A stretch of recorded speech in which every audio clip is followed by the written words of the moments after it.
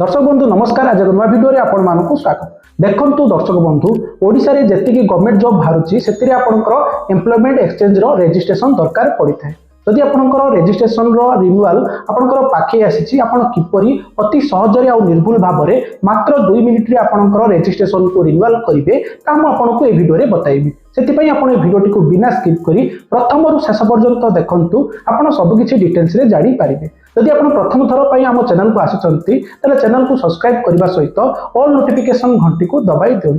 आसंतु late न करी भिडियोटी को स्टार्ट करिनेबा।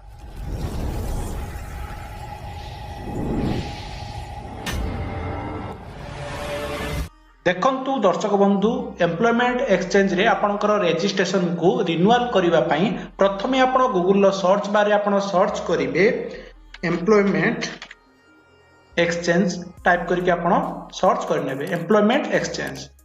तापर देखंतु आपनकर एउडा इंटरफेस आसीबो जो फर्स्ट इंटी आपनकर शो करिवो सेठी आपण क्लिक करिवे। देखंतु किछि समय परे आपनकर एई बळिया इंटरफेस टी ओपन हेइ जिवो। नियोजन निर्देशालय ओडिशा सरकार directorate of employment government of Odisha. तापर देखंतु आपण तळगु पळि आसीबे। देखंतु तळगु आसिला परे Odisha career services digital employment exchange.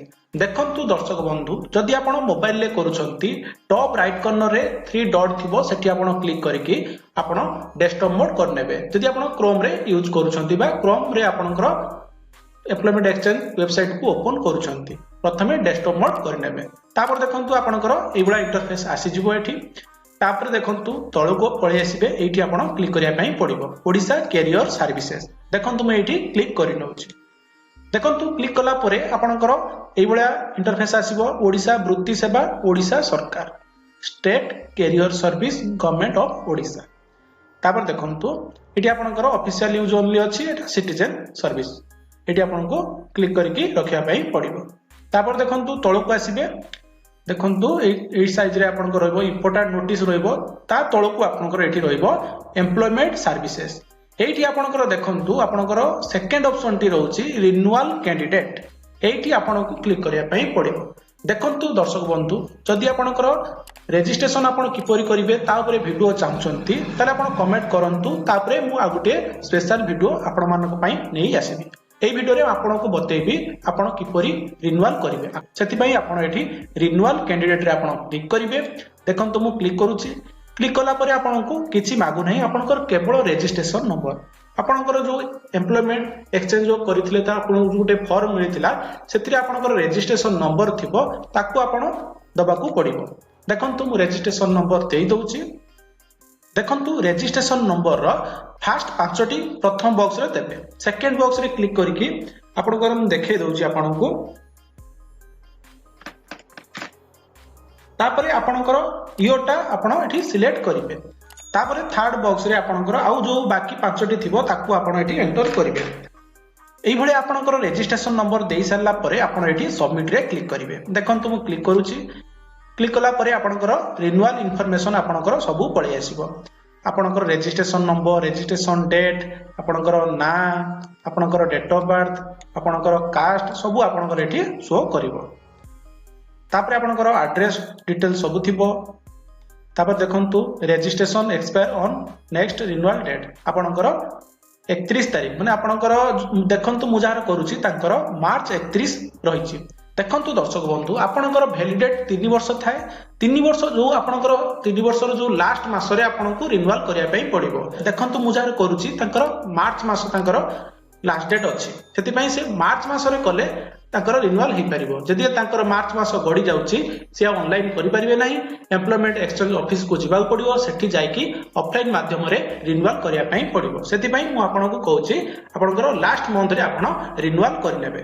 देखंतु एठी आपनकर रिन्यूअल हिस्ट्री रे आपनकर रिन्यूअल डेट तापरे नेक्स्ट रिन्यूअल ड्यू आपनकर दीटी डेट आपनकर शो करथिबो। एटा होची रिन्यूअल ड्यू होची माने एई डेट पूर्वरु आपनको रिन्यूअल करिवा पई पड़िबो। तापर देखंतु आपनकर एठी पळि आसुची एनसीओ कोन रहिची ऑक्युपेशन ले आपण कोन देइथिले आपनकर ग्रेजुएशन कि चाहे भी आपण पढिथिबे सेटा आपनकर एठी शो करूथिबो। तापर आपनकर सीनियरिटी डेट आपनकर एठी डेटटा शो करूथिबो जेबे आपण रजिस्ट्रेशन करिथिले।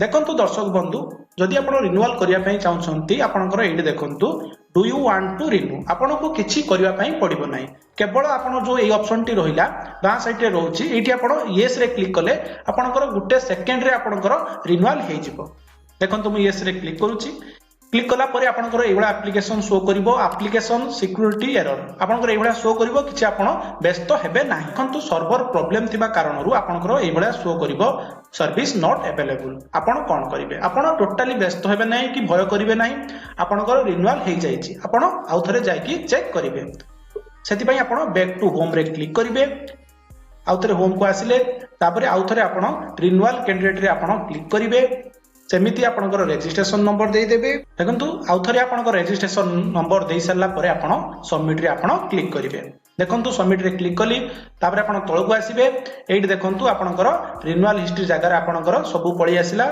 एठी आपनकर रहउची your registration is not due for renewal यार माने होची आपनकर रिन्यूअल आपनकर हे गला कोनोसी ड्यू आपनकर नाही आपण किपरि रिन्यूअल करिवे आपण जानि गले तापर आपण किपरि आपनकर नुवा रजिस्ट्रेशन फॉर्म को डाउनलोड करिवे म आपनको देखौची देखंतु आपनकर ए जो शो करूची प्रिंट X10 शॉर्ट एक्नॉलेजमेंट एठी आपण क्लिक करिवे देखंतु क्लिक करूची क्लिक कला परे आपनकर देखंतु टिके अपेक्षा करिवे आपनकर पळी आसीबो आपनकर रजिस्ट्रेशन आइडेंटिटी कार्ड देखंतु आपनकर सब पळी आसीबो रजिस्ट्रेशन नंबर ना सब डिटेल्स पळी आसीबो date of registration Etah show करिवो जोडा प्रथम थर पई करिथिले नेक्स्ट रिन्यूअल ड्यू आपनकर देखंतु आपनकर एठी तांकर चेंज हे गला मार्च 29 आपण एठू देखि पारिबे देखंतु दर्शक बंधु एई बळे भाबरे आपण आपनकर एम्प्लॉयमेंट एक्सचेंज रे आपण रजिस्ट्रेशन बा रिन्यूअल आपनकर करि पारिबे देखंतु एठी आपनकर एटा प्रिंट आउट करि सारला परे सिग्नेचर ऑफ एप्लिकेंट जागा रे उटे सिग्नेचर करि देबे तापरे आपनकर एई सर्टिफिकेट टी वैलिड हे जिवो देखंतु प्रिंट करिवा पई आपनकर रहउची प्रिंट पेज एठी आपण क्लिक करिवे